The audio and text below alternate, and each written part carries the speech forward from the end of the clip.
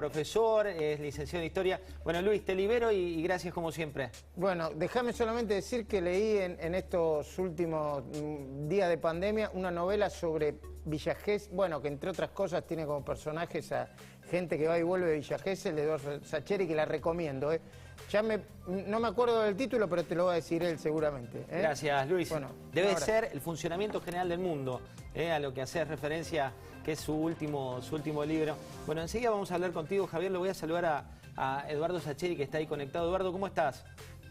¿Qué tal, José? Buenas noches. Un placer saludarte. Bueno, ¿cómo te va? Mucho para hablar con vos. Tal vez el autor que mejor interpela e interpreta al fútbol. Ayer vivimos una jornada histórica después de 28 años, una necesidad de oxígeno para muchos. ¿Cómo lo viviste? Mirá, la verdad con mucha alegría, no solo como hincha por lo que uno deposita en el fútbol, sino por esta sensación de que algunos jugadores, sobre todo Leo Messi, sentía que merecían una gran alegría.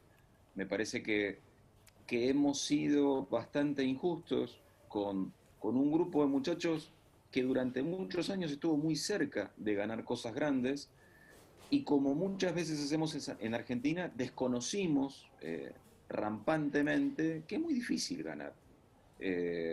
Y nos parecía que casi como una ingratitud de su parte que no ganaran un título enorme. Y me parece que fue muy injusto eso. De modo que es casi una reparación que lo hayan conseguido en Brasil. Eh, es decir, realmente como visitantes, contra un gran equipo. Es como, ¿cómo decirte? Como la revancha soñada, sobre todo para Leo. Me parece que, viste, esas cosas que sentís a veces que te pones más feliz por otra persona que por vos. Bueno, a mí me pasó ayer con Messi. Eduardo, vamos a compartir con vos y con quienes están mirando tal vez una satisfacción que para los hinchas argentinos tiene esto que genera el fútbol, y es el relato del gol de Di María, pero en este caso en versión carioca, en versión brasileña. Mirá cómo sonaba. Muitas faltas duras. Aí você vai vendo o Depou fazendo o toque mais à frente. Di Maria na cara do gol por cobertura. Gol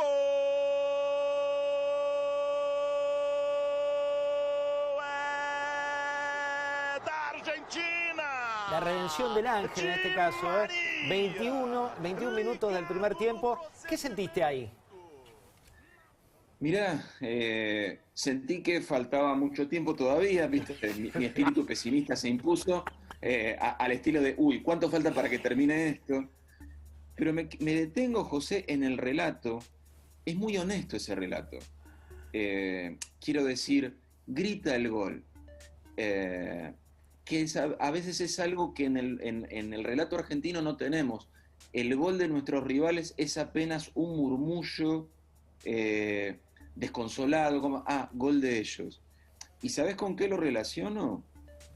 Con esa imagen que vimos todos después de Neymar saludando uno por uno a los jugadores argentinos. ¿Qué foto esa?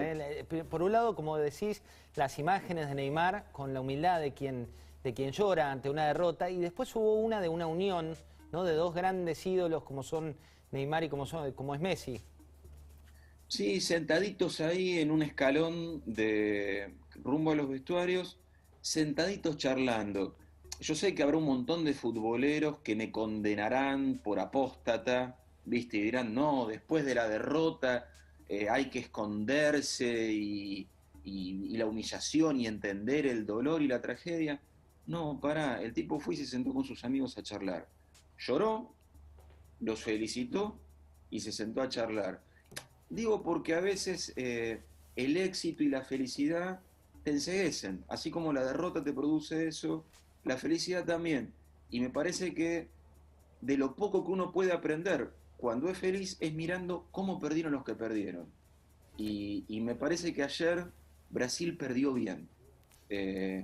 Y son un rival al que le quiero ganar siempre, son verdaderamente un clásico allá arriba, todo lo que vos quieras. Pero yo me quedé muy impresionado por la hidalguía de esos muchachos del otro lado, de la otra camiseta. Eso me parece que estuvo muy bien. Del mismo modo que estuvo muy bien que los argentinos le hicieron un pasillo, y lo felicitaran. Creo que fue de lo mejor que pasó en la noche de ayer. Eduardo, en tu último libro, El funcionamiento general del mundo, ¿no? Se mezcla el fútbol, la adolescencia, la dictadura, la paternidad. Y hay una profesora, particularmente la profesora Muzzo Papa, que tiene una frase que dice: el fútbol está lleno de cosas que vienen prestadas de la vida.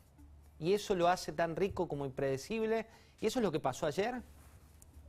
Yo creo que sí, cada vez que te pones a jugar o que depositas en otros que juegan tu propia pasión, como es nosotros mirando a la selección, ponemos en juego cosas que no nacen en el juego y que son mucho más importantes.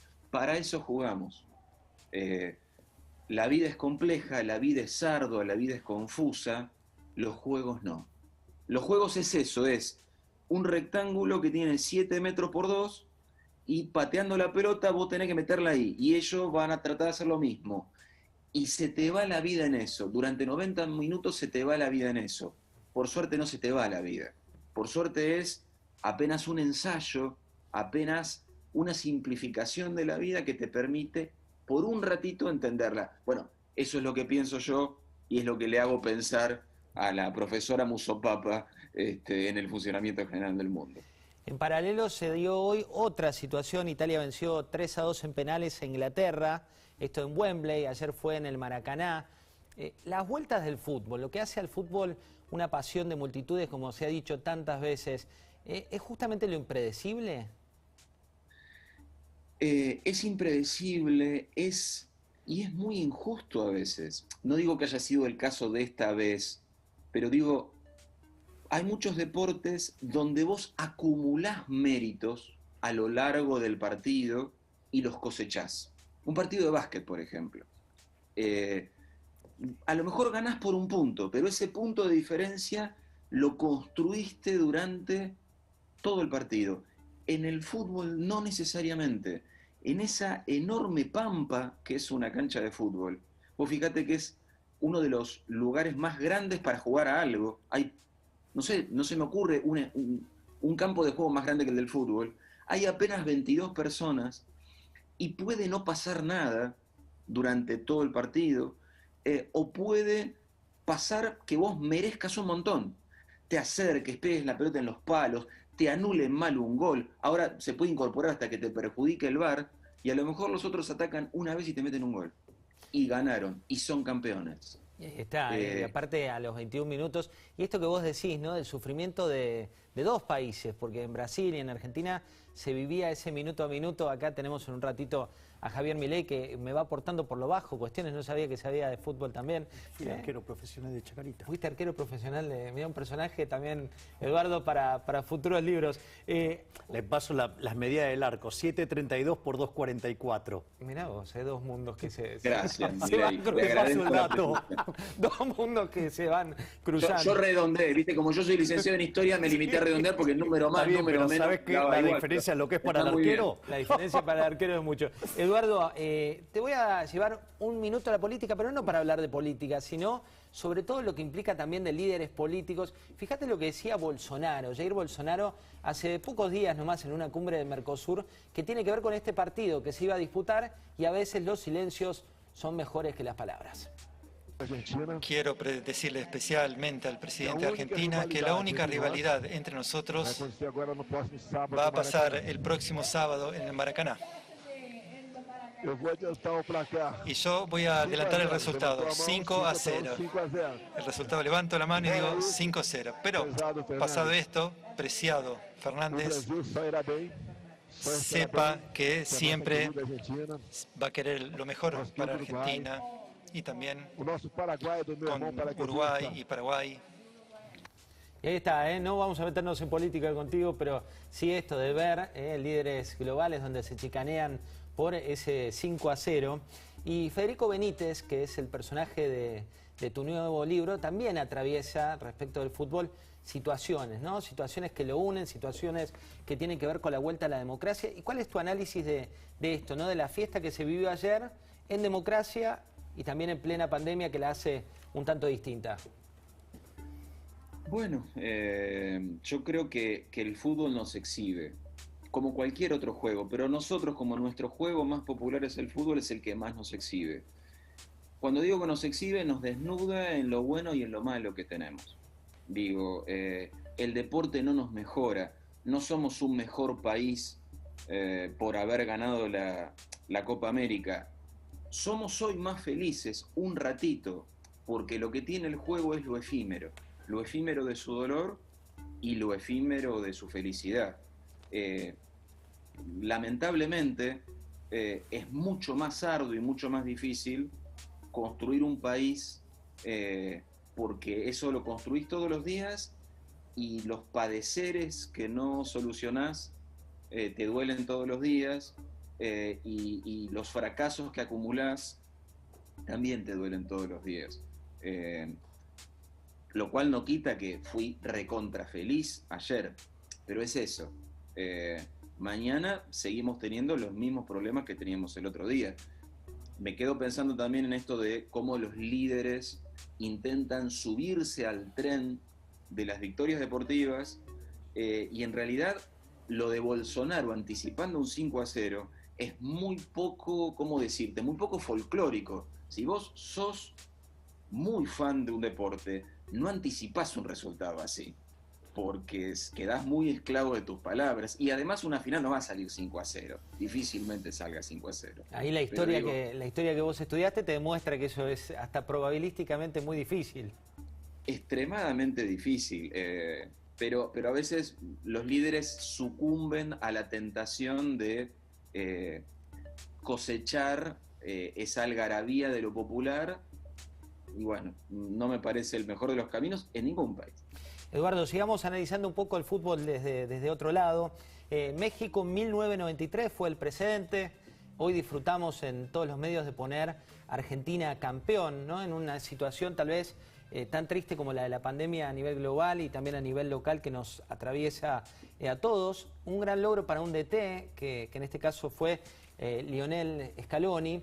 Y hoy la madre de Paredes dio una nota muy temprano acá en La Nación Más, donde hablaba del análisis que hacemos a veces los periodistas. No es mi métier, pero lo que hacen los periodistas deportivos del fútbol. Me gusta compartir con vos esas imágenes para ver tu análisis. Veamos lo que decía la madre de Paredes. Vos cuando veías a un tío, a un hermano, a una mamá de un jugador de la selección que le hacían notas, que lloraba, que se emocionaba, ¿qué sentías y qué sentís ahora? Mira, lo que yo sentía en ese momento viendo a esos padres, soy futbolera de la vida, de la familia, vemos todo, lloré en el 78, lloré en todos lados, no sabes lo que fue, o sea, sí. Tengo fútbol en la sangre y yo siempre lloré con esos padres, esos abuelos, sufrí las críticas, todo lo que decían de los jugadores sin pensar en ellos, y entiendo que es el trabajo del periodista, pero a veces son crueles, y perdone que lo digan. No, está bien, pero no, está bien. Es terrible lo que uno sufre del otro lado y no puede hacer nada, la impotencia. Yo en toda esta Copa América no he visto críticas, no he visto nada porque lo sufro, y hoy entiendo mejor que nadie a la mamá de Riquelme cuando Riquelme dijo: voy a dejar la selección por mi vieja. Las familias, el fútbol, el análisis de terceros, ¿todo se cruza, Eduardo? Sí, yo creo que se cruza por esto de que si depositamos en el fútbol nuestras esperanzas de redención, nos excedemos, y esperamos de un grupo de muchachos que juegan muy bien y trabajan de eso, que hagan algo que no están llamados a hacer. No están llamados a salvarnos la vida, no están llamados a ser los abanderados de nuestra felicidad. Están llamados a ser grandes jugadores y darnos grandes alegrías si se puede, pero a veces me parece que depositamos en ellos expectativas que deberíamos depositar en otro lado. Y lo digo siendo recontra futbolero, amando el fútbol, amando un determinado club, en mi caso Independiente, y amando a la selección nacional. Pero me parece que el periodismo deportivo desde hace mucho tiempo, en algunos de sus exponentes, porque no quiero generalizar, hace esto que también pasa con el mundo del espectáculo, de, por un lado, idolatrar a determinadas figuras y llevarlas a un terreno de modelo para adorarlas o para defenestrarlas de acuerdo a lo que mejor convenga. Y claro, si tenemos que llenar 24 horas de programación hablando de algo tan simple como un juego, no hay manera. No hay manera. Entonces nos tenemos que poner a inventar pavadas alrededor y a hacernos los que nos peleamos y a construir una ficción alrededor. Y los deportes no necesitan que construyamos ficción alrededor. Son en sí mismos narración, juego y disfrute por sí. Eduardo, la última tiene que ver con Messi, ¿no? Hay una frase, hoy la citaba Cristian Grosso en la descripción de lo que fue la situación ayer, que decía, la ciudad de Dios era el lugar para el exorcismo, esto decía Grosso hoy en su crónica en La Nación, y una frase que le dijo Messi a un cronista nuestro hace tiempo: me dolía llegar a mi país y que muchos me pegaran injustamente. Alguna vez llegué a pensar si yo no era el problema. Lo dice uno de los ídolos deportivos de todos los tiempos. ¿Cuál es el lugar de Messi en el fútbol? Para mí, y aclaro el para mí porque habrá gente que lo siga discutiendo porque no logró llevarnos hasta ahora al menos, a ganar un mundial. Entonces parece que todo jugador que no sea Maradona hay que compararlo con Diego.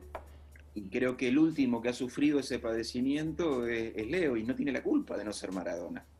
Porque nadie tiene la culpa de no ser otra persona. Me parece que nos privamos durante muchos años de limitarnos a disfrutarlo a Messi. Es decir, es el mejor jugador del mundo. Es el mejor jugador del mundo, nació en Argentina y cuando tuvo oportunidad de jugar para una selección, jugaba para la selección argentina. Gracias, flaco. Qué lindo gesto que has tenido.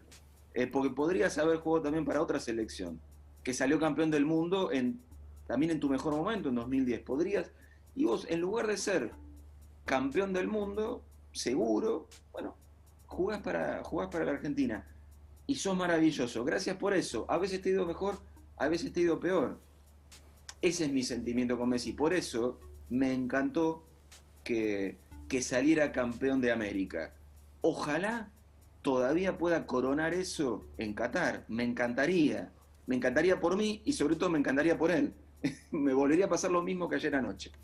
Eduardo Sacheri, Papeles en el viento, Ser feliz era esto, Lo mucho que te amé, que fue el último que leí. Ahora empezamos con El funcionamiento general del mundo, que se los recomiendo a todos, ya está en las librerías, y esa profesora deliciosa que habla con este estudiante que es Federico Benítez y que te remonta a los tiempos de la Vuelta a la Democracia cuando vos tenías 15 años. Eduardo, gracias por Oxígeno, por esto que nos diste, que es hablar con vos en esta coyuntura tan compleja de un tema que nos dio un poco de oxígeno a todos. Un abrazo y hasta cualquier oportunidad. Era Eduardo Sacheri, y ahora nos metemos, tenemos un programa increíble hoy con mucha información. Fíjate lo que pasaba con Goyan, Daniel Goyan, esta mañana, lo decía en Radio Rivadavia. Escuchemos lo que decía. Son las imágenes que nos gustan, ¿no? Desde el punto de vista sanitario, sí. Si no tuviéramos pandemia son imágenes hermosas, pero en pandemia y con los casos a la baja, como estamos teniendo, y con el avance de la vacunación, desearíamos evitar este tipo de... Yo sé que es muy difícil. Ustedes, yo recién comentaron y comparto esto de que me parece que un plus de agregado a la pasión que ya genera la selección, y un poco que, como comentaba en estos días, que veo la visión